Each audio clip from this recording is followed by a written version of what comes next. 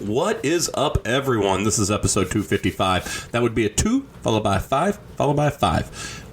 And on this episode, an episode that almost fell apart, a lot like last week's episodes almost fell apart, this episode was saved by the fact that Jay and myself couldn't do it, so we just drank a couple of beers, talk about his trip to Mexico, and a couple other things in pop culture. A little bit of wrestling, not a lot. We break down why we don't go too hard into wrestling all the time, because we wouldn't have a podcast, or we'd have to at least market it drastically different to other people, and then we would not be the pop culture bombcast. We'd be the wrestling bombcast, which, you know, I guess could work, but we're not going to do it. Anyway, get rid of the wrestling talk right in the middle. Listen to the rest of it. Hopefully you enjoy it. I enjoyed just catching up with Jay since he's been out of town for a little bit, and that will all happen after the bomb goes off, which you should know is right about now.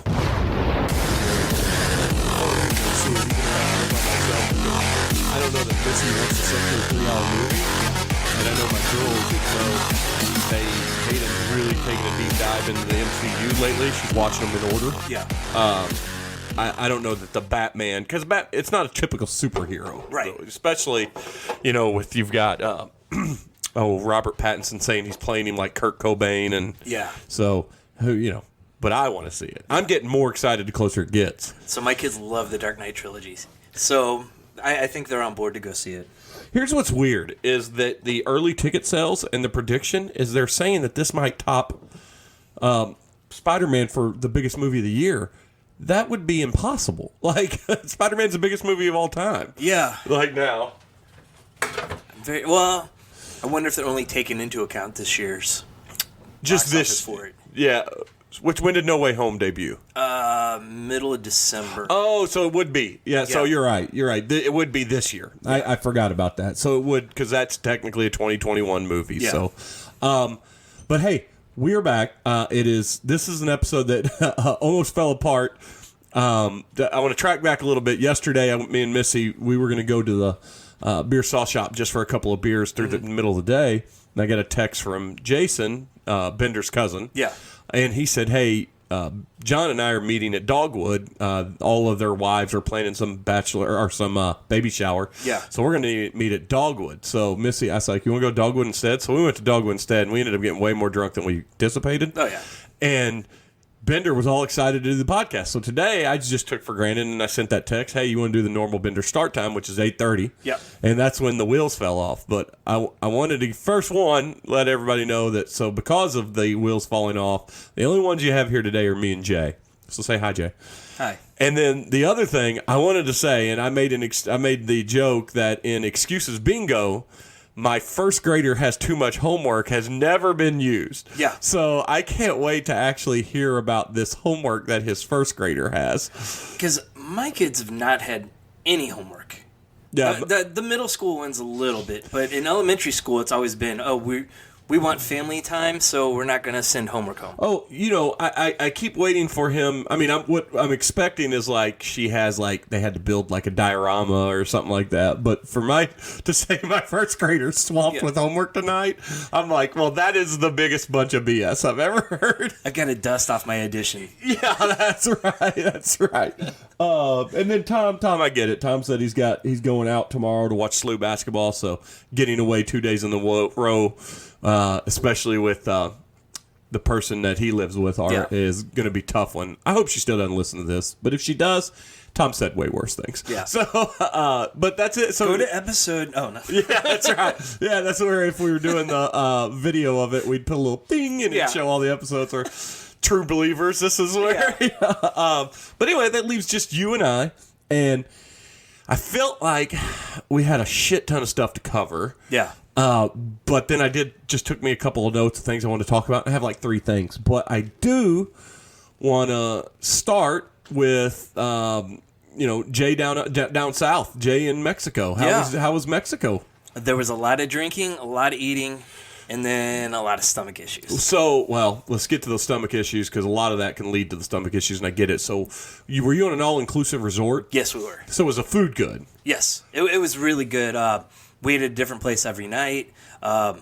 There were a few times at lunch where we'd go back to someplace we already hit. So when I go to all-inclusive resorts, there's always like an Italian, there's like an Asian, there's like a steak place. Yep. There's like a true Mexican place or something like that. Yeah. And then the lunch is always where, and trust me, they all claim 5-star restaurants. They're not, No. but they're good food. Yeah. Like when the last time we went to an all-inclusive, the Asian place was the best one. Yeah. But the lunch is always hit or miss. And I've been to about 3 or 4 all-inclusive things, and the lunch is like, I've been to a place that had like the best hamburgers and stuff I could get. And then like the one we went to, lunch was a crapshoot. Yeah. It was like how like when you get a hamburger, like for whatever reason, it feels like that like in school cafeteria, they just keep the hamburgers after they cook them in like a warm water. Yeah. Like that's what, I can't stand that. So what was the lunch like for you? So a couple of them we just stayed at the pool and ordered from the bar. So it was stuff like spring rolls and pot stickers. Well, that's not bad, though. No, and they were really good. They did have burgers and stuff. Aaron had a burger. I had a few bites of it. It was okay. But like we went up to the Italian place and had pizza for lunch one day. Oh God, I don't even remember at this point. I tell you, when we were so tired of the lunch on our resort, we walked from our resort to the Hard Rock Cafe Resort, Hard Rock Resort. And when you're in like Mexico and Resort Central, and you will go off, it's always kind of scary because you got to go through like a checkpoint, and they're like, "Well, are you sure you're going to do this?" I'm like, "Well, am I going to get mugged as soon as I step out here?" Which is possible. Yeah, because our resort had its own gate. And then there was a bigger gate around a series of the resorts. Yeah. Well, and it's scary. It's a scary feeling. You're in paradise when you're on the beach and drinking. Yeah. But you step out the front door, and then you're like, well, maybe I'm in the hood. So our friends went ahead of time, and we were in the shuttle on the way there, and Aaron pulled up GPS, and we're like telling him how far out. I'm like, Aaron knows she's got her GPS up because we don't want to be sold to the cartels. Oh, absolutely. And, well, so when we walked off and went over to the Hard Rock Cafe, we ate we thought Hard Rock American food. Yeah. And we got us a burger and some drinks, and it came to like, for the 4 of us, like $250. Yeah. And it was the worst lunch I've ever had in my life. It was like, how old is this bread, this meat, where did you learn to cook? It was awful. Well, I never go into Hard Rock expecting the greatest food, though. Yeah, but, if it's comparable to Applebee's, at that point, I would have been okay, but this was like, it was like it was cafeteria food, only jazzed up to look better. Yeah. But, so, I want to ask, what beer did you drink on the resort? What did they have? They had Heineken, Dos Equis Amber, Tecate.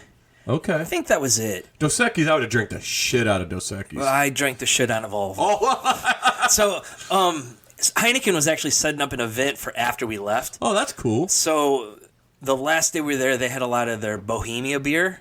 That's not a bad one, too. Yeah. Missy likes that one. They had 4 different kinds, too. They had like a Weizen and, God, I don't even remember them all now. But so last day I at least got to change it up and try a few new things.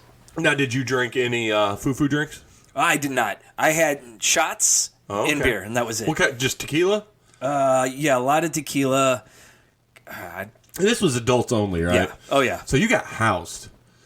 Yeah. We were feeling good the whole time. Yeah, you just keep it steady so you don't feel drunk. Well, and Erin doesn't drink. Oh, and so, like, she gets down there and she's like, I'm going to drink. Okay. So the first day she had the sugary drinks, and she's just like, I feel so bloated and I'm not feeling anything. Yeah, because it's all watered down. Yeah. So day 2, she's like, I'm just doing shots and Long Island iced tea. I don't drink, so I'm just going to do shots and Long Island iced tea. So I'm just going to go... But, I mean, it's like, I don't steal cars, but I'm going to steal a Ferrari the first time out. Yeah. She didn't get out of control. That's cool. But Sunday, the day of the Super Bowl... Oh, I didn't put 2 and 2 together. You were there for the Super Bowl? Yeah. Oh, how was that? It was okay. I mean, there were people, they were wanting to watch the Super Bowl. Yeah. They had a sports bar, and then they had their big theater set up for it. Oh, we didn't even go in the theater. We went straight to the sports bar, and we were up in the balcony, and... I don't even remember watching very much because we were just everybody made a big hullabaloo about how this is one of the greatest drives of all time. This was one of the greatest Super Bowls. I can tell you what, overall, I thought it was a pretty boring Super Bowl. Yeah, I thought the halftime show was good. But I didn't think it was the greatest like everybody. I just thought it was good because it was what I expected out of that group of people. Yeah. I still think the Prince one's the best. Yeah. And for a pre-recorded halftime show, it was pretty good. Yeah, and so, it was definitely lip-synced all throughout. And then, like I said, it was fine. It was a fine Super Bowl. The commercials kind of sucked. Yeah. The commercials have sucked every year. It's almost like they forgot what got commercials popular for the Super Bowl, and people just make all the dumbest, most safe, non-laughable commercials anymore. But watching it in Mexico, though, was the staff into it? Was I don't even remember. I don't remember paying attention to the staff very much. I know I tipped the lady very well because they just walked around with like trays of food and just were handing them out. That's a good question. So were you encouraged to tip? Yeah. Huh. They didn't really encourage us, but we would always do when we were at either. I know cruises this is bigger, but when we were at resorts and stuff, we would always just. They would always say, "We don't tip." Yeah. But we would in an envelope keep people's names and write it and leave it at the end for that person and stuff like that. No, we would tip early on because then the waiters would just stay with us at the pool. Yeah, which is nice. Yeah. Swim up bar? Yeah, 2 of them actually. Yeah, then I would never need a waiter because I just stay at swim because I could pee and not move. Yeah. No, we were staying in our area a lot and there was a hot tub. So we were in the hot tub, especially on the last day because it was low 70s and overcast, so it felt really cold. Felt real good. Yeah. Then. Did you get in the ocean? No. It was super choppy. There's lots of seaweed coming up on the shore, so we just stayed at the pool. Yeah, all right. Well, because we actually looked at taking an excursion to an island, but they weren't running most of them because it was so choppy. What about? So let me. What do you think put you over the top for the getting sick? I drank the water. Why? I wasn't even thinking about it. We were going to the pool, and I had my water bottle. Did you not hear me talk about drinking? I know. No, my water bottle I take everywhere. I'm just in a habit of, we're leaving the hotel. I'm going to fill it up real quick. Not even thinking there's a refrigerator full of water bottles. I could have just grabbed a couple and filled it that way. Yeah. I filled it up, and then Montezuma's revenge got you. Oh, I got sick a couple hours after the Super Bowl, and then I've not had a solid shit since. Oh, you're still suffering? Yeah. Now, how long you been back home? We got back Friday, right? Last Wednesday. Last Wednesday, okay. So you're still suffering? Yes. That's parasites in there. Yep. And you're not a whiskey drinker. That's what will fix it. Yeah. And that's not even a joke. They say if you're in Mexico and you get that tequila or whiskey, that'll help. Yeah. Because you're going to kill anything that's inside there. We got home Wednesday afternoon, and the first thing I did was go to Walgreens to get a probiotic. Oh, boy. And then you made it to softball practice on Saturday. Yeah. So you did good. Overall, though, resort, where were you? We were in Cancun. It was Altir de Mujeres or something. I'm not going to work here anymore, I can tell you that. Yeah. I was along for the ride. It was good, though. It was good. All right. Well, and it's pretty awesome to get away in a February, unplanned trip. Yeah. I mean, I don't even remember. You didn't even have planned in like October, November. It was like...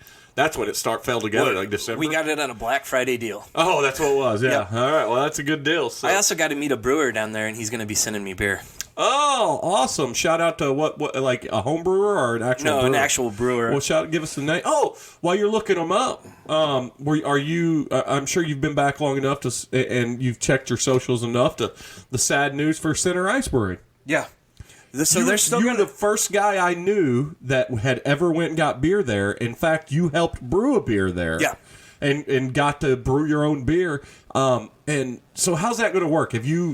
I read it, but have you sent him a message or anything? No, actually, the head brewer that I worked with isn't there anymore. He actually works for Omega Yeast now. Oh, okay. So, but what they're going to do is they're shutting down the taproom portion, but they're still going to brew and... And just so people that know, they didn't have the option. It was the lease was gone, and they weren't going to let them renew it. Yeah. Which tells me they've got another brewery that's going to go in there because the value of that place is it's set up for a brewery perfect. Yeah. So it was Square Peg Brewing. Square Peg? Where's that at? Sounds familiar. I'm looking at Colorado.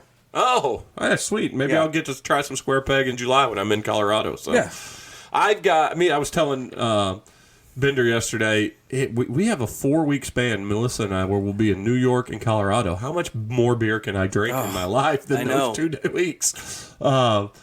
Well, that's awesome. Well, I'm glad you're back. And then I look forward to that guy sending some beer because I imagine we should talk about it. It was Square Peg. Yeah. Out of Colorado. Did you see where at in Colorado, or did it just say? No, it's no big deal. We can link it. We talked about it. Look for. What was his name? His name was Mark. Well, so Mark, if you hear this, we're going to tag you in this thing. And Jay, the guy you met in Mexico who foolishly drank the water and did a lot of shots and drank a lot of beers down there.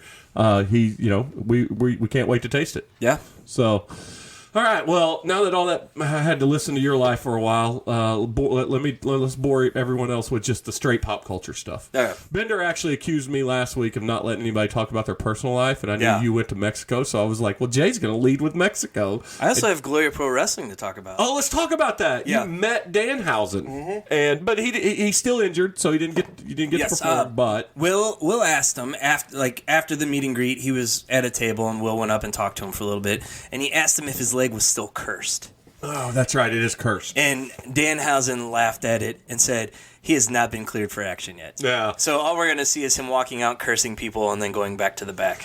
Yeah, which is okay. Yeah. Because he's going to, for all the, I see, I'm a big Orange Cassidy fan, and I know Tom's not super over on Cassidy, but for all the things that I feel like Tom feels why Cassidy's not a long-term solution for anything, Yeah. Danhausen's the extreme. Yes. Like the actual, like Danhausen, not that he can't work a match, he can work a match. Yeah. But he's not big.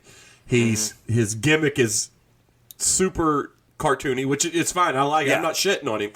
And he doesn't break from it at all. Yeah, and his voice, I don't know how you don't break from that voice. Yeah. But how was the whole event overall? It was awesome. I don't know what the total number was. There's probably 200. Oh, that's a good show for a small show like that. And I mean, they had some big name guys there, like Davey Richards. Yeah. He's done a lot of Ring of Honor in New Japan. And then Jake Something, who's the number one contender at Impact Wrestling for one of their lower titles. Oh, okay. One of their mid-card titles. Yeah. Okay. And I've never been in that building, but is it a good building? I mean, was it like folding chairs close? Yeah, it was folding chairs. You guys sat in ringside? We were third row. Okay. The ringside seats were sold out, but we were pretty much right there. I tell you, when you go to an independent show, I don't care if they're $50. Get the ringside seats. Yeah. If you can get them, obviously they were sold out. Hayden is not a big wrestling fan, except she's liked people throughout her life here and there. But indie wrestling, like when we went and saw that show with the Knights of Columbus up here, and they talked shit to her, and the girl high-fived her and gave her her headband. Yeah. It was the best experience in the world. Yeah. Then she didn't care that they weren't like megastars. Yeah. They felt like megastars to her. Now she was young, but that's awesome. So yeah, I was able to point out like, oh, this guy used to wrestle in Impact. This guy was in Ring of Honor, and Will knows those places. He knows the promotions. Yeah. So he's a big enough fan that he's not just a WWE guy. In fact, he's an AEW guy. Yeah. I don't think he's ever. Well, he's watched probably a few hours of WWE. Now, do you guys have Peacock? Yeah. Because I didn't realize until I was at the Royal Rumble, I didn't realize they were now streaming on Peacock, all the pay-per-views. But, yeah, you have to pay for them there. You have to have the... You don't? You don't? Uh-uh. Because I just got the free... Oh, I have the pay app. Yeah, see, I haven't paid for it. And it's only like $6, $7 a month or whatever it is. But Missy watched the Royal Rumble when she saw me on TV a whole bunch. Yeah. And then... Like you had sent that message on. Did you know that it had already happened when you sent that message about? No, Cody? I didn't. Yeah, so I didn't either. Actually, we're not. Listen, here's the thing. There in the heyday of this podcast, which was probably about 3-4 years ago, right before we changed the name, we were getting a lot of downloads per episode. We scratched 1,000 a couple times. Right now, every once in a while, we'll have an episode flare up to 300. Yeah. When we do me, you, and Tom an entire all wrestling episode, we've had as low as 16 downloads. So we're not going to spend a lot of time on wrestling, but we just want to talk about it real quick. So Cody was released. Yeah. And you had heard a rumor. And see, you had texted that, and I had forgot to talk to you about it at the show because I was sitting at home before our practice, and I was getting updates, and I was like, I did not realize Elimination Chamber was in Saudi Arabia. Yeah, I knew it was. I didn't think about the time difference. Yeah, so I turned it on right away, and I'll be damned. So I watched all but the Chamber and the title match. Yeah. So I saw all the way up to Becky Lynch, Lita before I had to come to practice, run to practice. So, so what happened was someone took an old picture of Cody and superimposed him in Sons an of airport bitches. in Europe. Sons of bitches. Yeah. All indications point that he is going back to WWE. He is. Oddly enough, Brandy is not. Yeah, That's what they said. I don't think anyone wants to touch her. I don't think they do either. And I think, so, again, I apologize, guys. We're not going to spend too much time. I think that she's a big reason why the AEW relationship soured. I don't think people like Brandy wherever she goes. And I know that he had a falling out with the executive team a little bit. And then there's rumors that he was getting too big because of the TV show. And he was he wanted to book, and Khan's now the head booker. Yeah. There's also talk that he wanted a lot more money than they were willing to give him, especially after they've brought in all these guys. And especially after the crowd's not warm to him. Yeah. Like, he'd had to, they missed the opportunity for him to be the biggest heel. But also, just from some of the stuff they've had in the past and other promotions, I got to think, like I said, I wonder how much there's Brandy's influence on it. Yeah. Like, she's the Yoko of the Rhodes family. Yeah. The other Rhodes members, except for Dustin, don't really like her. Yeah. It'll be interesting to see what Dustin does. Yeah. So, I hope he stays. Yeah, I think he will. Yeah. He's got a pretty important role as like a trainer. Oh, yeah. So, Yeah. But, so anyway, we're done with the wrestling talk, except I do want to go back to the show you watched. Yeah. Overall, how was the quality of the matches and stuff? They were pretty good for a small indie show like that. You can tell that some of these guys had experience, and they worked really well with the younger guys that were learning. It's good enough. We're going to go back next month. I want to go. I'd like to go, and I think Hayden would like to go too. If you go back and they got ringside tickets, we'll go. Okay. Because it'll be, as long as we're not doing some. Soccer starts this weekend, Yeah. so we're going to be balls to the wall now in soccer. Yeah, I think Kaylee's going to go with us because she's kind of gotten into the... Oh, that's She likes fun. the promo stuff. Well, because she's more a dramatic person. Yeah. Like an arty and stuff, which is cool. That's awesome, though. Yeah. Yeah, that's super cool. Well, that's exciting. Yeah. I'm in, like, because I keep it sucks that promotion that was out of Kansas City and St. Louis that they had failed because, and just, money's tight. Yeah. On those things. But There's one up in Troy, too, that was... that was one that was always cashing in on Harley Race's name all the time. Yeah, his son is running it. Right. That's it. Yeah, his academy. That was their claim, though, was like an appearance by Harley Race. Yeah. It's like, I saw him twice in college. yeah, but still, that's cool. I'm fine with them. Awesome. Well, let's get back. Let's just do like an entire throw to Missy segment then, or episode. First thing I want to talk about. I'm not going to go spoilerific on you, but today was President's Day, and I had a lot to do early in the day. My annual review was up, so it wasn't a stress filled, but it was a big day for Jeremy. Yeah. So after all my stuff was said and done, I found myself around 1 o'clock, pretty much caught up for the day, and I was like, you know what? My girls are off. I'm off. We went to go see Uncharted. Did you? Tom Holland's a bona fide star because he now has not just the biggest movie of all time in Spider-Man No Way Home, but this is a box office hit. Yeah. In fact, it outperformed its expectations because a lot of people were like, well, it's a video game movie no matter what stars you put in it. And by the way, we've got a star that's also been in another intellectual property movie that's kind of flopped in Transformers and Mark Wahlberg. It has the opportunity to not be big. Also, there's a fear of being an Indiana Jones ripoff. Well, I'm here to tell you. Yes, it's an Indiana Jones ripoff, but it's an Indiana Jones for our kids. Yeah. And it's one they can relate to. And yeah, when they casted Tom Holland as Nathan Drake, I'm like, well, they don't know the game whatsoever. Yeah. But this is the origin of Nathan Drake. By the time you meet him in the game, you know Nathan Drake. Yeah. Like he's already a known person. He's already out. He's Nathan Fillion. Yeah, that's right. He's Nathan Fillion. But in this, so this is one slight spoiler, and it doesn't ruin it for you because it's not like a major plot device. But in 3, 2, 1, the one post-credit scene sets up the first video game storyline. Okay. So or the sequel of the movie. Yeah. So you get, this is everything before. He manages to share the screen with a superstar in Mark Wahlberg. I mean, Mark Wahlberg is as big a star as you can get. Yeah. I mean, he's not Brad Pitt, but man, he's a step above everyone else. Yeah. So when you're in a movie with Mark Wahlberg, and I told Missy, I said, I guess the biggest compliment I can give this, other than how fun it is how big a star Tom Holland is, because he shares a screen with someone who's actually been doing it longer and is worth more money because he's the big star. And he never gets outshined by Wahlberg, even when they're in scenes together. They're good together. Wahlberg doesn't try to take the spotlight from him. Yeah. And the girls that are in the movie are good. Antonio Banderas is a believable villain. Yeah. Even with a plot twist. I mean, it's a good movie. We'll probably go see it Friday. It's worth watching, man. You're going to dig it. Yeah, we all want to see it. My father-in-law saw it, and he told us it was Indiana Jones meets National Treasure. Yeah, because National Treasures, I mean, it is kind of, I could see that, but, like, I think more importantly, I think it's, like I've said, I think it's Indiana Jones for your kids. Yeah. And that's to me, that sells it. That's what kids need. I mean, that's the same thing with 8-Bit Christmas. We talked about there. And the last Indiana Jones, Crystal Skulls, was awful. Yeah. This movie's a good movie. I give it 4 and a 5. Yeah. I think it's I can't wait for him to do it again, and by all accounts, it's going to make its nut and more. Yeah. It's coming back. I mean, he's going to retire from the Spider-Man properties at some point. Yeah. And he's got another one lined Probably up. sooner than we're hoping. He's going to do one more, I think. Yeah. I think he's committed to one more. Well, he's got one more Marvel movie. Yeah. Not necessarily Spider-Man. I read some articles and interviews that said that after some time off, he's going to do that. They think that they're going to get one full Spider-Man movie out of him.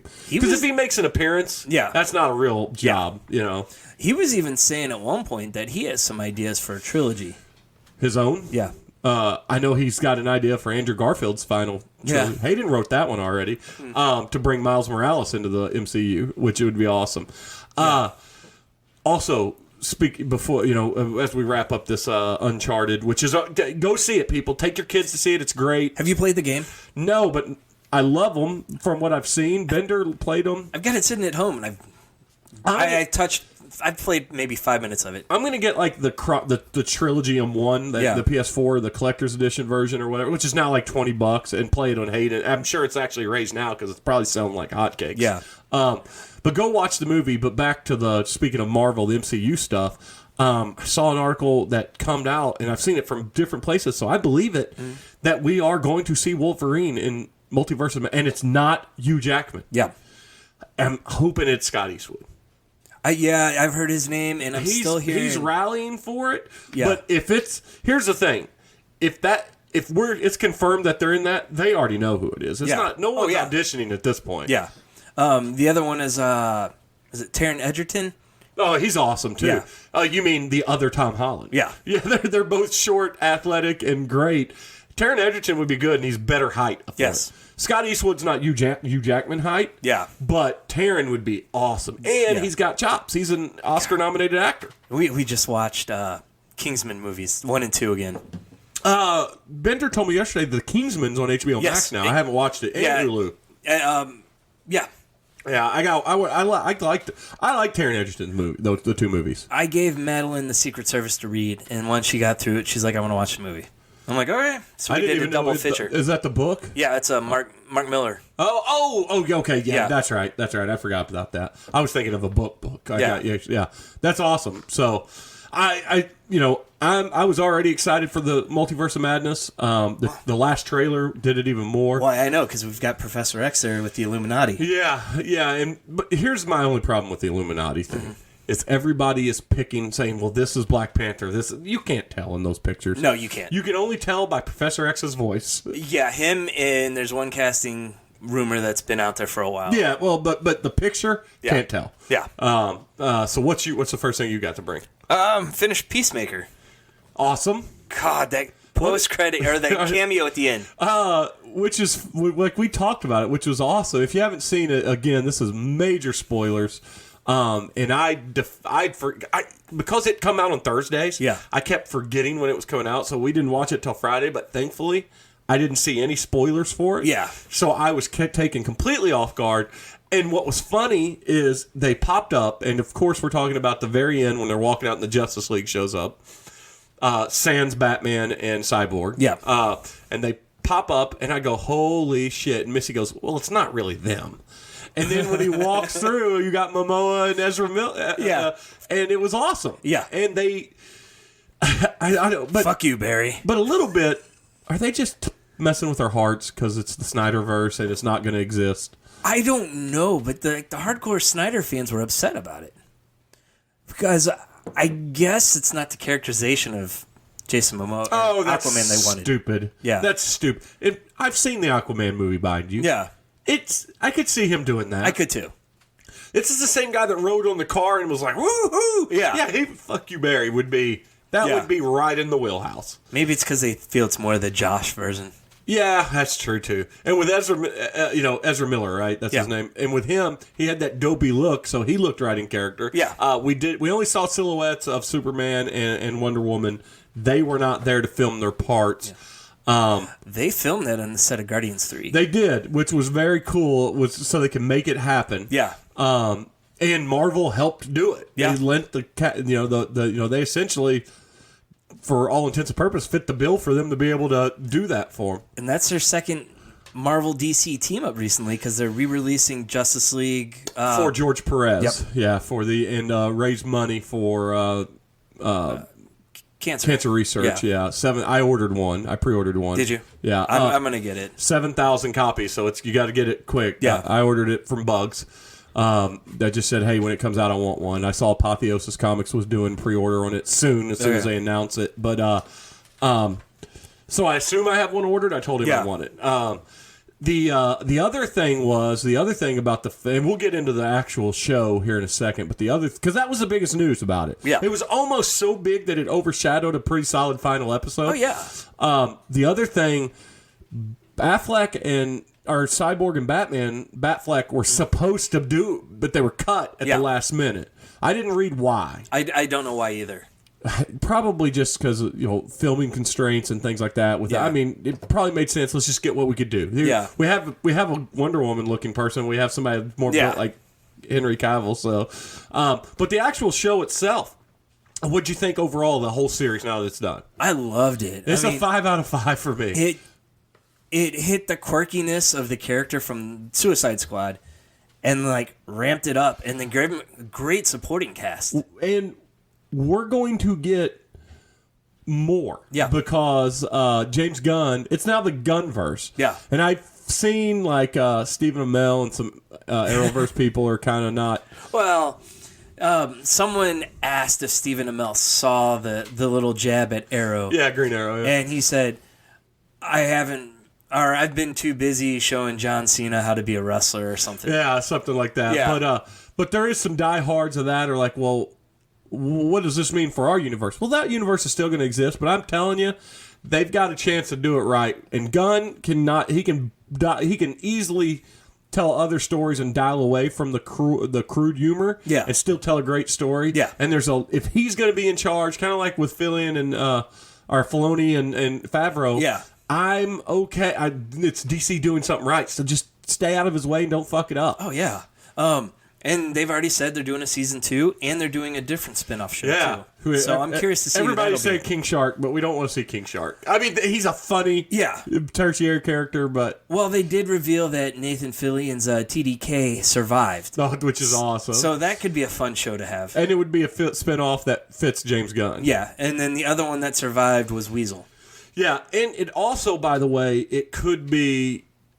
They could even, obviously in season 2, they could take it in a direction of what's going to happen with the Suicide Squad program. Yeah. Or that could be part of the spinoff. It could be Waller and someone else be in the spinoff. Or Judo Master's coming for him. Yeah, Judo Master. That was a funny character. They could do a whole vigilante show too. Yeah. And like I said, John Cena, man, he lived this role. He did. And from what Kaylin didn't watch, my oldest daughter didn't watch all of it, but she would, when we were watching during dinner to watch the episode or something, she was like, that vigilante guy's hilarious. I'm like, he was my favorite part of the show, and that's saying a lot because John Cena was awesome in the show. Well, I mean, his dad was great too. Oh yeah, and he can stay on. Yeah. Because of the spoiler alert, again, lots of spoilers, because of the Dexterizing of his dad. Exactly. And by the way, human torpedo activate. I mean, that was just great. The first one was hilarious. Yeah. Him using her the second time was equally good. what do you say? You could split your skull or something. Yeah, he did it twice to her. Yeah, that was. I enjoyed it. Like you said, 5 out of 5 for me. Oh yeah, me too. What else you got? And I'll grab it a beer. All right. I also finished Book of Boba Fett before we went to Mexico. I had to watch the finale a second time because Will did not watch it, and he would not watch it until we got back. That ended perfectly. Yeah. So here's the thing with Book of Boba Fett, and I don't want people like, okay, here's Bohanna going to nitpick it. It was 3 different shows. It was the Boba Fett story, which was slow and plotting, but I liked it. Mm-hmm.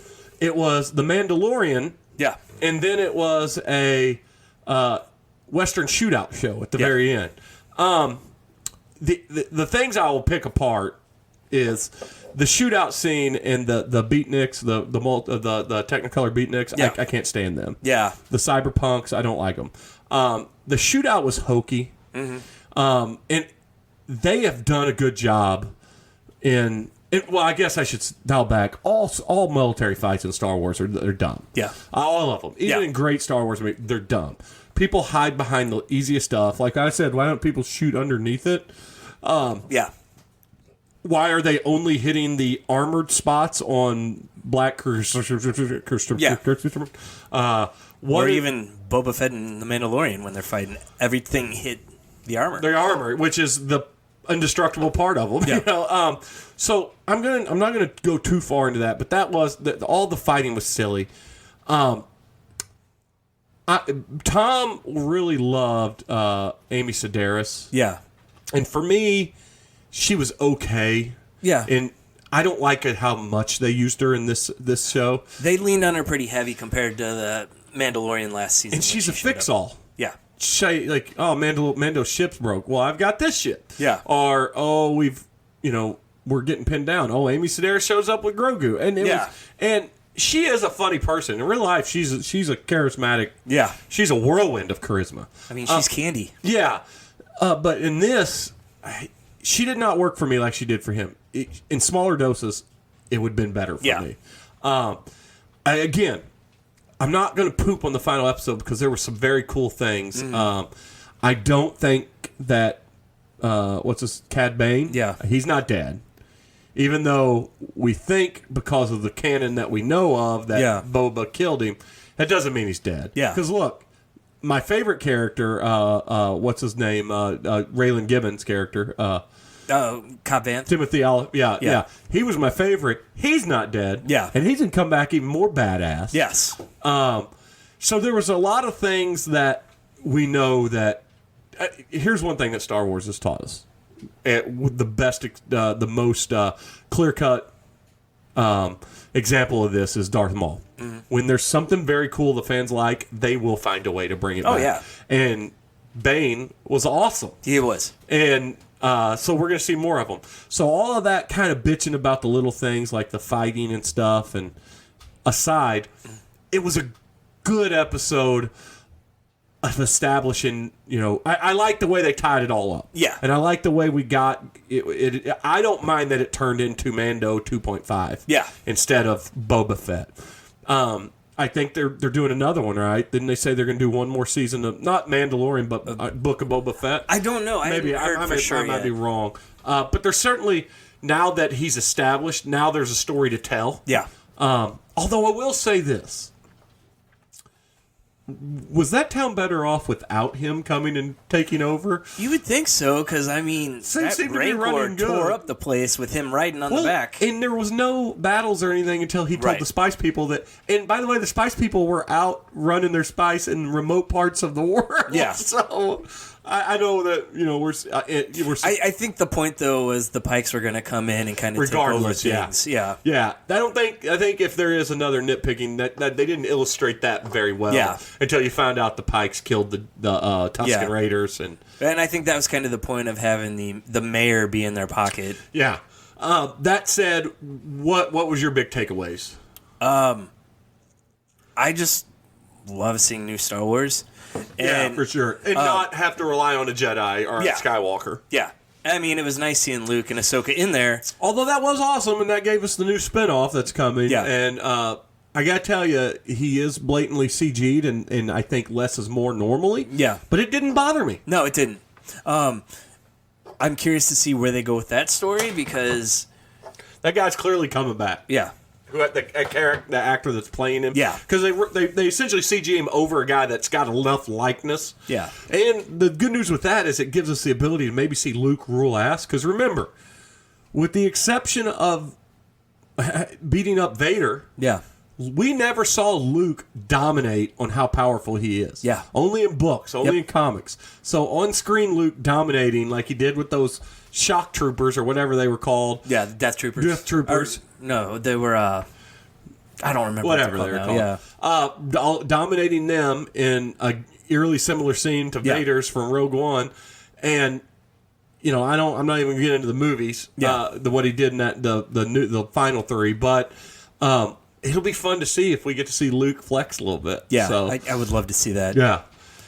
And by the way, is Grogu? Is he Grogu's still going to be a Jedi, right? I mean, he's going to be the first Mandalorian. He's going to be the next Mandalorian Jedi. I don't know. Like, eventually, do you think that he'll hold the Darksaber? I think that's possible. Because I don't think that. I think just because he went with Mando at the end of it, again, super spoiler, we apologize. I don't think that means his Jedi training's done. No, I just probably think not. Because also, another slight nitpick. What a big. How much of a hypocrite do you have to be, Mr. Luke Skywalker, to say that he can't hold on to his relationship when you stopped your Jedi training to hop in your X-wing and fly out of there? Yeah. Yeah, but they probably say he learned from it. Yeah. And it kind of fits in with the whole narrative in the sequel trilogy where he kind of screws up a lot and runs from it. Yeah. So, yeah, it reminds me of how much they shit on Luke's character overall. What as a rating though for this season? And you know, you got to compare it to Mandalorian because essentially it did turn into the third season of Mandalorian. That's why we call it 2.5. Yeah, but overall, what's your rating? I'd say probably 4.5. 4.5. I was gonna give 4. Yeah, I don't mind the 4.5. It's definitely not a 5, but yeah, I'll buy 4.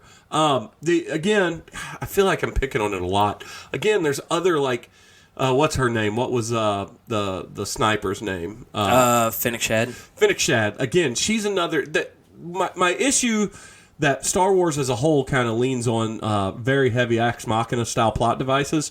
And Filoni and Favreau have been pretty good at not really doing that. Yeah. Except this season was filled with them, like Grogu showing up, the Rancor showing up, her just dropping in and smoking all those fuckers in the thing. Like she disappeared for the whole episode just to show up at the end to shoot everybody. Yeah. They also it's pick and choosy when they're badass and not. Yeah. But again, it's details. It's still like you said.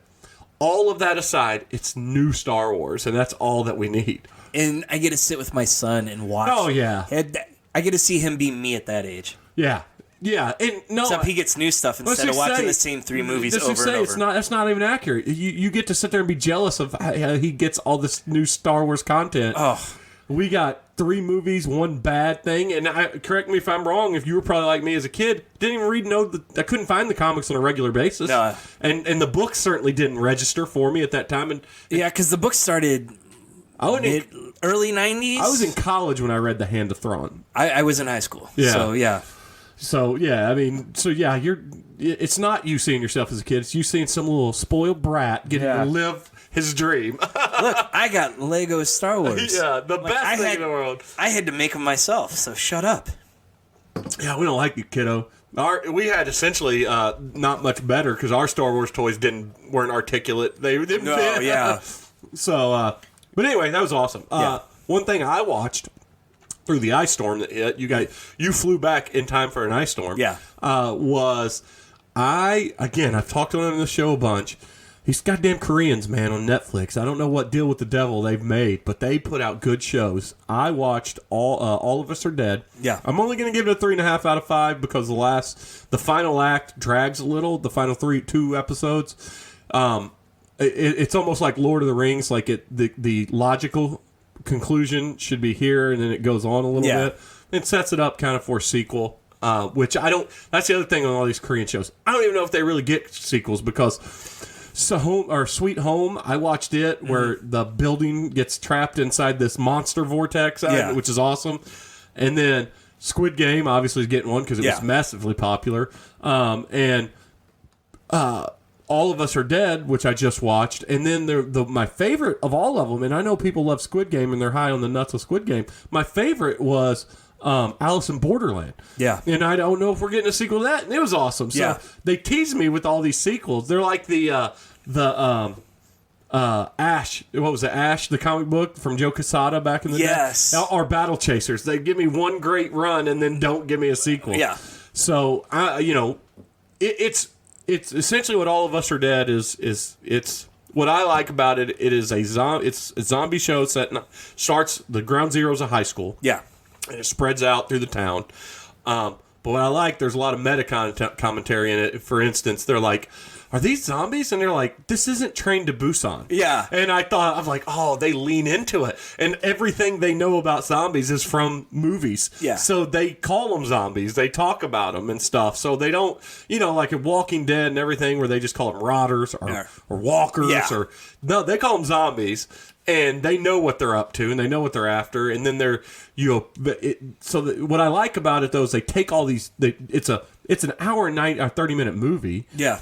But you get good characters because they give 12 episodes to flesh out each character. Yeah. And they do a great job. And here's the only thing. If you're going to start watching these Korean shows like I'm all in on, you do have to understand, though, they're going to throw a lot of Asian philosophy in it. Yeah.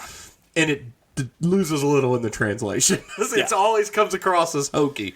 I've seen it out there, and I've almost pulled the trigger on it probably 4 or 5 times. So I'll probably end up starting it in the next couple days. It's one that's hard to stop, especially on the first 4 episodes, because they are pretty good. So once it gets going, it's a thrill ride for a while. But I enjoyed the shit out of it, and that was that. And honestly, that took up. Got me through writing a bunch of stuff for work. Yeah. Like a bunch of stuff. So like I said, 3.5. I might even go 3.75. I think 3.75 out of 5 is what I'm going to go. But I do recommend it. And I recommend you. One thing Netflix has given us, and they need to give it to us because they're charging us $20 a month starting this month or next month. And they haven't gave us Stranger Things in 2 years. Yeah. So they've got to find inventive ways. And they're giving us the ability to try new things more than they ever have. So I dig it. What else you got? I knocked down a lot of the comic series Something is Killing the Children. I know. I've seen that, and I've got it on Hulu as one of my, or Hoopla as one of my favorited ones to read at some point. Yeah. But I haven't read it yet. It's kind of Stranger Things meets like hack slash. Okay. So who's the writer?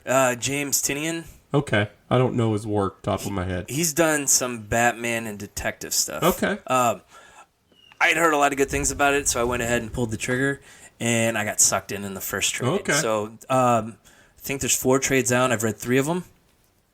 I might actually go on Hoopla and download the individual issues so I can continue reading. But basically what it is a monster's in this small town.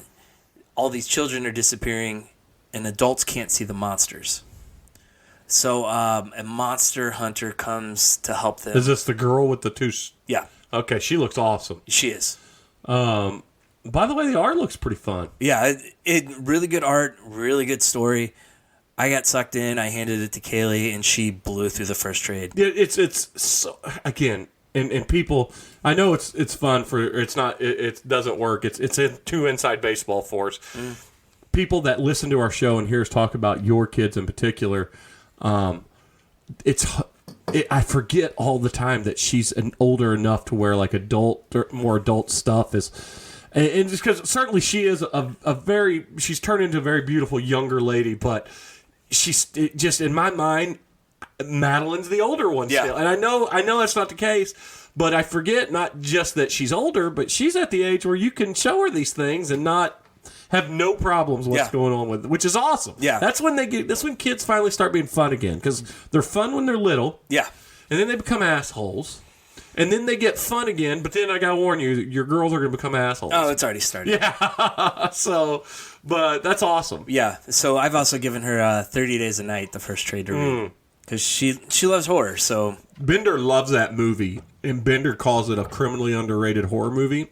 And I don't know that it's that. I don't know. I'm not kind of putting words in his mouth. I don't know that it's. I tell you this, it is an underrated movie. Yeah. And there's a lot of people when it came out. Certainly, that book was around the time of Walking Dead #1. That book got a lot of heat and like tripled, quadrupled. I think it was even before that. Yeah, but I mean that time frame, and Yeah. it just shot up in value super fast, and the second printing shot up in value.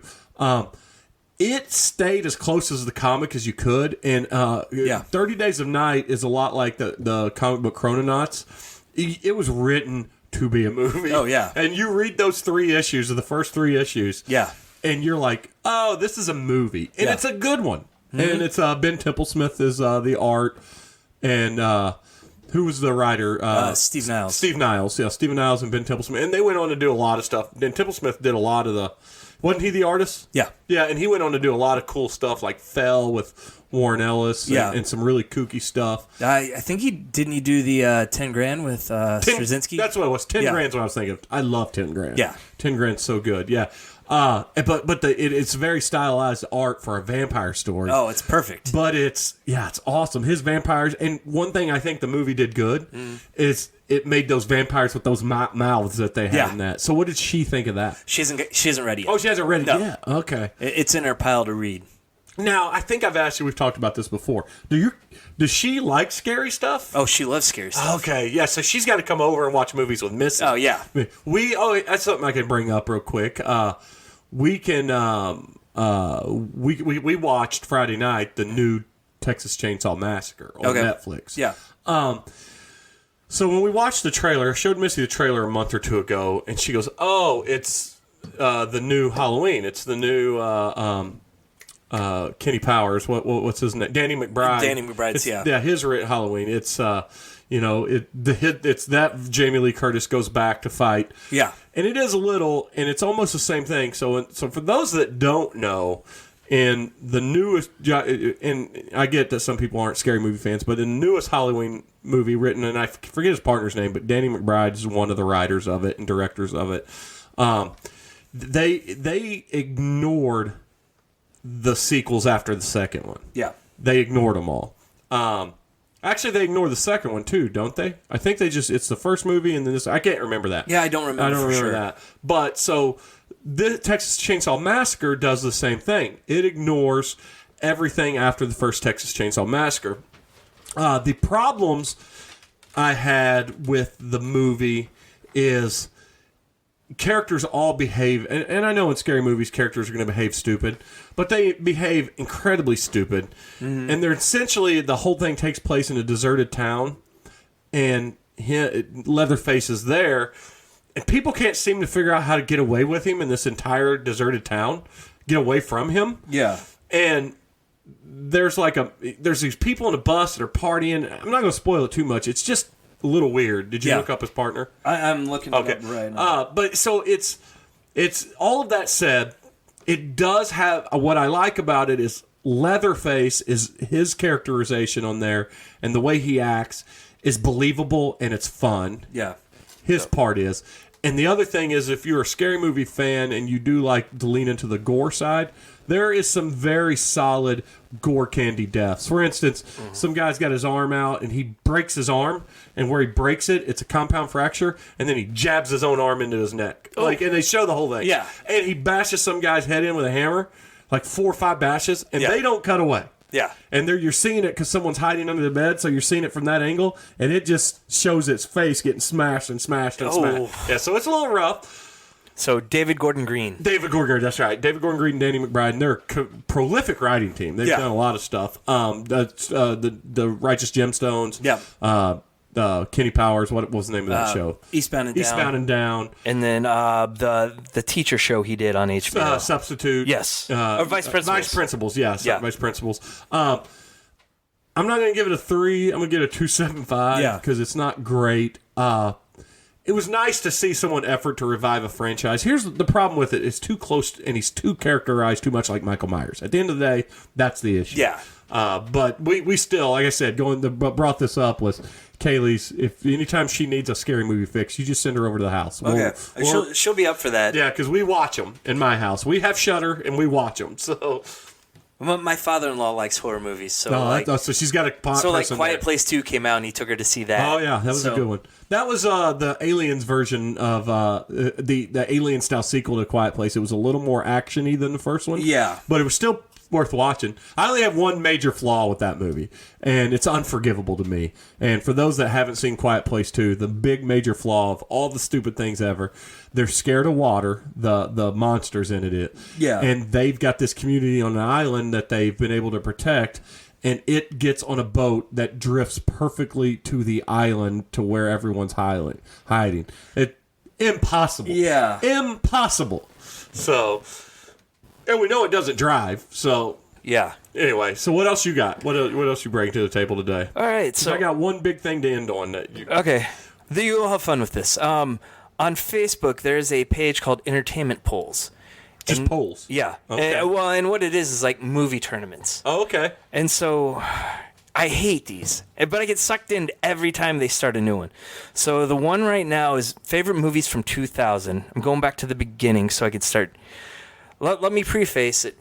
They did the tournament for 2020/2021. Okay. And guess what movie won it?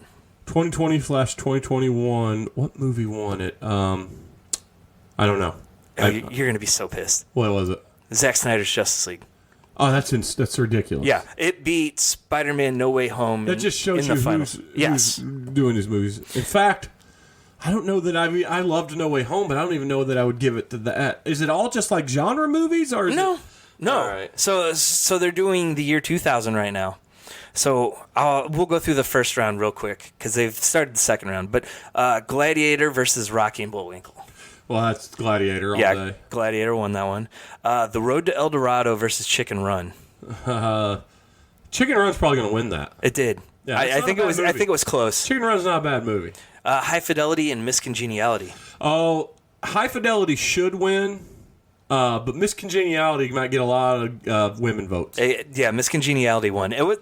That's almost a toss-up. I like High Fidelity. Okay, by the way, I don't want to rile anybody's dander, but I think High Fidelity is slightly overrated. Really? I like it, but it's not the masterpiece that I've heard from a lot of people. And by the way, it's massively long. Yes, it is. When you watch it, it feels long. I read the book first, and I love the book. So, I'll give you that.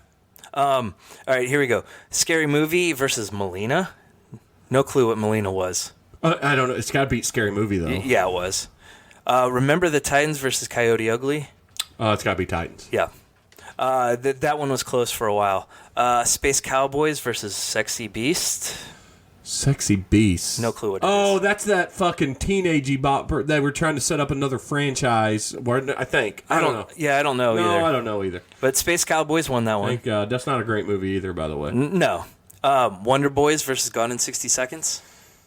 God, I really love the movie Wonder Boys, but too. I bet Gone in 60 Seconds wins it. Yep. Scream 3 versus Castaway. Castaway should win that. Castaway did. In the Mood for Love. Don't know what it is. Versus Dude, Where's My Car? Oh, Sexy Beast. Is it Sexy Beast? No S?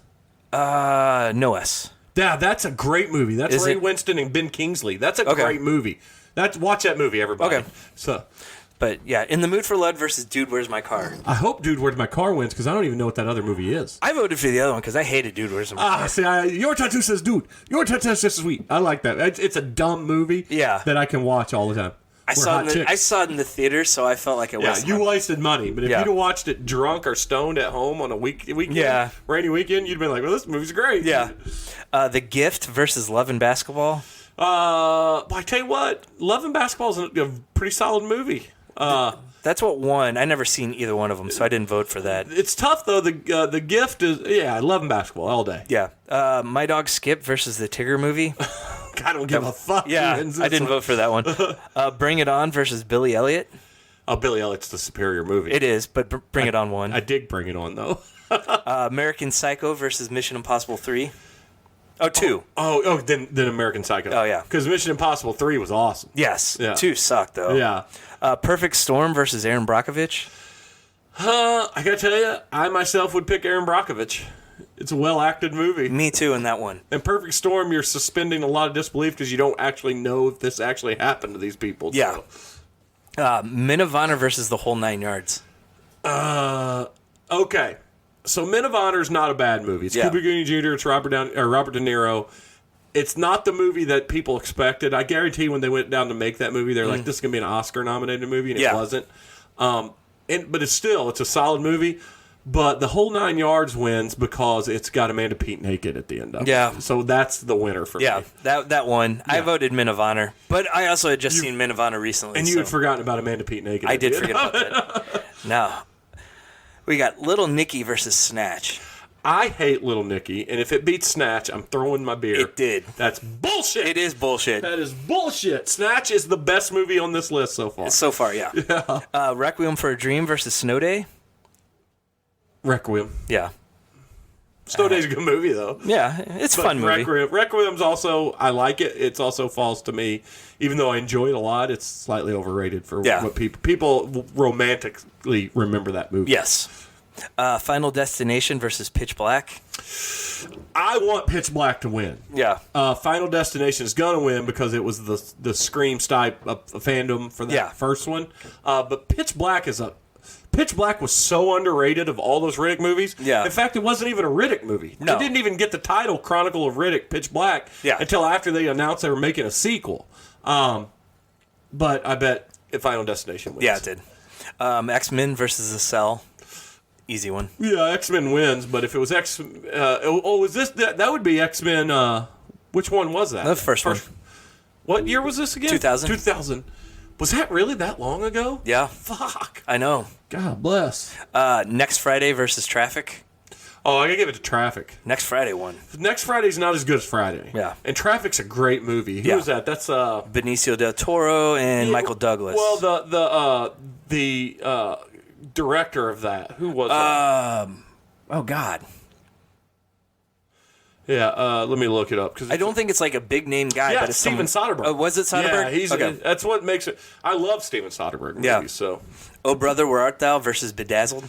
Oh Brother. Yeah. Although Bedazzled has a very funny basketball thing in it, where he wishes to be a basketball star. So he's 7 foot tall, but he has the world's smallest dick. Yeah. So that's kind of funny. And it's Brendan Fraser. You know. Yeah. Under Suspicion versus Emperor's New Groove. Emperor's New Groove. Yeah. Chocolat and The Replacements. The Replacements should win hands down, but Chocolat gets a lot of votes because of how the use of it as a joke in I Love You Man. So Replacements won. Yeah. Pretty big. Replacements also might be the sleeper of this list. Yeah. It's a good movie. Yeah. Especially since Snatch was eliminated, unjustifiably so. Yes. Cheeky versus Dancer in the Dark. Didn't know either one of them. I don't know what those are. Dancer in the Dark looks like it has Bjork in it. Okay. I'll give it to that one. That's who I'd vote for. It went to Cheeky. Okay, well, Cheeky sounds good, too. Yeah. Almost Famous versus Charlie's Angels. Almost Famous should win. It didn't. Yeah, Charlie's Angels is all the single ladies. I mean, it's got Beyonce's song and feminine empowerment and got hot chicks. But Almost Famous, though, that's a good movie. That's a great movie. Really great movie. That's, what's his name? Cameron Crowe. Yeah. Cameron Crowe film. And it's loosely based on his life. Yeah. Me, Myself, and Irene versus The Patriot. Dude. It's got to be Me, Myself, and Irene. Nope. Oh, I can't believe it. The Patriot. I know. Patriot's not a bad movie. It's a little overrated. It was when Mel Gibson was in love with making long, bloody, epic movies. And not leaving voicemails. But Me, Myself, and Irene has one of the greatest plot devices of all time, is that he has 3 grown, muscular black children. Yeah. And when they watch the whole scene where they're watching Chris Rock stand up, and it's the whole eating of ass. Yeah. And he knows he's just trying to relate to his sons. And he goes, "That's a funny motherfucker right there." Yeah. I mean, that's hilarious, dude. Yeah. All right. Unbreakable and Dinosaur. Oh, Unbreakable. Yeah. The Little Vampire versus Crouching Tiger. I don't know that I've ever seen The Little Vampire, and I haven't Crouching either. Tiger was awesome. Yes. It looks like it's Jonathan Lipnicki. Okay. Back before, well, I guess that's after Jerry Maguire. Yeah, still no. Oh, I remember. I remember it. Battle Royale versus How the Grinch Stole Christmas. So Grinch is going to win because it's American, but Battle Royale's awesome. Yes, so it should is. win. It should. What Women Want in Best in Show. Oh boy, I could tell you what women want: criminally underrated comedy. I mean, that's a Mel Gibson Mel Gibson comedy. Yeah. But Best in Show should win that. And it didn't. Oh, damn it! Because that's the same group. That's the same group that Christopher Guest. Yeah, Christopher Guest and all of it, which is, for those that don't know, that's the Spinal Tap group. Yeah, Waiting for Guffman. Best in Show. Yeah. That is Best in Show. Waiting for Guffman. A Mighty Wind. Yeah. All kinds of great stuff. You got to be into their comedy. Like Wes Anderson, you got to be into their comedy. Yes. But if you are, which I am, and Wes Anderson's the perfect example of our correlation to our comparison, because a lot of people, I mean, everyone that I ever know that watches Wes Anderson movies, especially like Bottle Rocket, are like, dude, I don't get it. Yeah. And then for me, if you're a diehard Wes Anderson fan, it seems like everyone he releases gets more critically acclaimed. Yeah. And they're like, well, this is his best movie to date.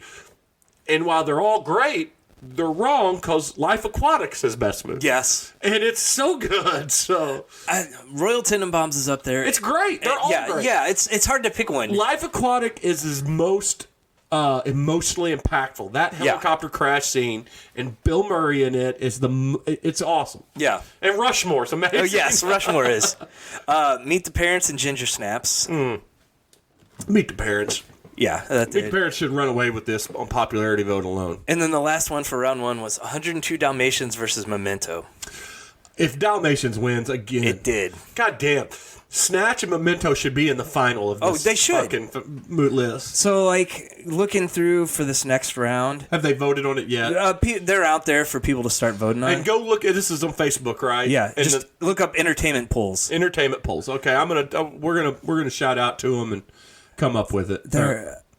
There's one, Little Nicky versus Whole 9 Yards. It's the beginning, Amanda Peet, man. Yep. Her boobies. so yes. Right now, Emperor's New Groove is breeding Oh Brother. Oh, it's ridiculous. Yeah, Oh Brothers, it was the best picture nominee. I think it was the best picture winner for them on this list, right, that year. So yeah, that movie in theory should actually win it. But the two movies that which should be in the final is Snatch and Memento. So tough round two matchup: Unbreakable and Crouching Tiger. Unbreakable should win that. Yeah. I do enjoy Crouching Tiger. I enjoyed that. I went and saw that by myself on an early screening in Joplin when I lived there, because no one I knew wanted to go see it. But it's not. What was the other one? Unbreakable. Unbreakable is the better movie. That's his best movie, arguably. No one would see it with me either when I was in college, so I ordered the DVD off eBay from Korea. Oh, do you want to get it ahead of time? Yeah. That's awesome. Yeah. And it was still subtitled? Yeah, it was. You got it. Yeah. Hey, the last thing I'm going to do before we wrap up here is I'm booking the rooms this Friday. I think Bender is in. I had a good Zoom call with my friend Aaron Conaway yesterday. So the New Vision Comics Collective, which is his and Daniel Moeller's new comic book company, they'll have a booth there. So the good news about that is, and you haven't experienced this yet at the show, which means we don't have to carry all our shit around. We could store it at their booth. The other good news is Aaron... Josh Roberts is our glue that binds all of these relationships we've ever had with people like Cullen Bunn and Kyle Stram and all these guys. And Aaron's got a little bit of that rub. In the past, I got a little bit of that rub, although I moved away and it kind of fell off. But even though Josh isn't there, Aaron is going to try to finagle some of these guys when they have time. Yeah.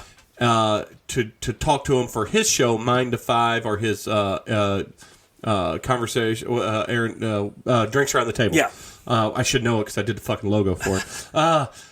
And I told him, I said, if that's going to be too hard for you, because he has his computer doesn't have a lot of bandwidth to save anything. Yeah. I said, I will bring my recording equipment. We will set it up. And the only rub that we want is, I would love to sit in and we joint release the episode. Yeah. And I said, or just do an episode with you and do something like that.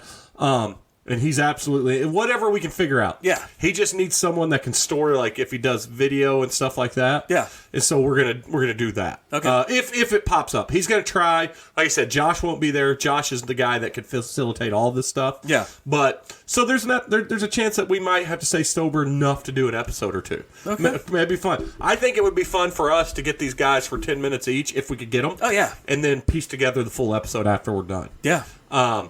It's too late to get a press pass. Yeah, well, I kind of know Chris Jackson also. I could probably get one if I wanted, but Yeah. I know how these kids, because I've worked them. I know how their time is. Yeah. It's going to take another creator convincing them. Yeah. Luckily, we'd be going after the lower hanging fruit, the guys that come out of Joplin, Missouri, and Kansas City, Missouri area that we actually know.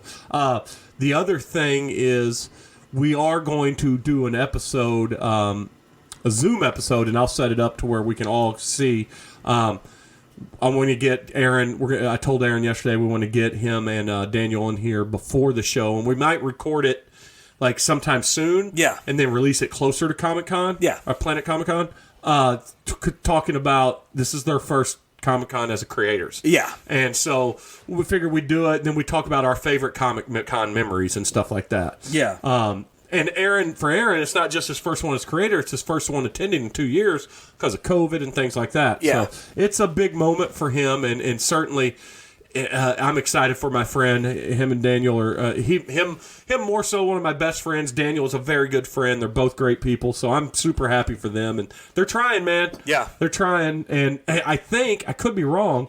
And if it's true, I'm going to be there to sign it for people. You heard it here first. I haven't even told Aaron. I'm going to bully on.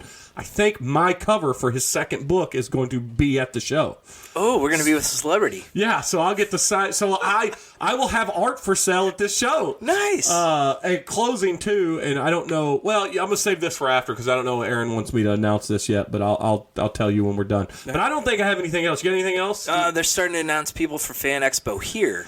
Well, we which know is Wizard World. Yeah, which is formerly Wizard World, and we know the celebrities they're announcing quick. Yeah. They don't have any of the comics people yet. Yeah, and they haven't started doing the press releases yet. They're going to start doing those in the next couple of weeks. Yeah, I talked to the PR guy. But the big deal is, and I don't know if this is going to work out for me if I want to do it, because I have met them all in the past, like literally sat down at a table with them. Yeah. It's going to be a Clerks Reunion. Yes. Which is big. Yep. Yeah, because we got Kevin Smith, Jason Mewes, Brian O'Halloran, Jeff Anderson, and Trevor Furman. Yeah, it's and for those that don't know that last name, Trevor Furman's from Clerks 2. Yeah. And he was the strange kid, Pillow Pants. Yeah. The story. And he's going to be in 3. Yeah, and that kid should be in other movies because he was great in that. He was. But so it's a Clerks 2 reunion. We should take a step further. Yeah. It's a Clerks 2 reunion. Got Smallville there too with Tom Welling, Christian Crook, and That's Michael a big Rosenbaum. No blonde chick? No, Chloe Mack? Yeah, no Chloe Mack? No. Where's she at? Apparently Tom Welling referenced her at a recent con. Oh, did he? Saying, because they're doing a Smallville animated show. Oh, okay. And he's like, I don't think she's available right now. Nice, Tom. Yeah. Awesome. I'm definitely going to Fan Expo. Yeah, I don't know if I'll do any of the celebrity stuff, but I'm definitely going. I've applied for the press pass, so okay. I've gotten one in the past, so we'll see. Maybe I should apply. You should. Yeah, I mean, there's no reason not to. Yeah. And we'll talk about it. We'll build it up. Yeah. We'll say sponsored by, whatever we need to do. So yeah. I don't have anything else. Do you have anything else? Nope, I'm good. All right, we'll say bye. Bye. All right, we're going to...